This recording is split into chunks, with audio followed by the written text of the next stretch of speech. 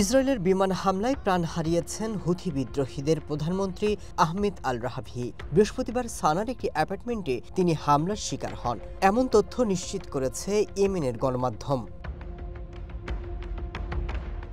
ইয়েমেনের আরেকটি সংবাদ মাধ্যম বলছে, আল রাহাভির সাথে আরও কয়েকজন সহযোগী ওই হামলায় প্রাণ হারান। প্রতিবেদনে বলা হয়, এ হামলাটি ছিল রাজধানী সানার বাইরে আলাদা আরেকটি স্থানে চালানো হামলা থেকে পৃথক। হুথি নেতাদের শীর্ষ পর্যায়ের বৈঠককে লক্ষ্য করে ওই হামলা চালানো হয়। বৈঠকে হুথিদের প্রতিরক্ষা মন্ত্রী সহ অন্তত 10 জন মন্ত্রী উপস্থিত ছিলেন। ওই বৈঠকে হুথি নেতা আব্দুল মালিক আল হুথির ভাষণ শোনার কথা ছিল। ইসরায়েলি চ্যানেল কান জানায়, রাহাবি 1 বছর ধরে প্রধানমন্ত্রীর পদে ছিলেন, যদিও তিনি আন্তর্জাতিক স্বীকৃতি পাননি। N12-এর প্রতিবেদনে বলা হয়, রাহাবি ইরান এবং হিজবুল্লাহর ঘনিষ্ঠ সহযোগী ছিলেন এবং সরাসরি ইসরায়েলের বিরুদ্ধে আক্রমণের অনুমোদনও দিয়েছিলেন।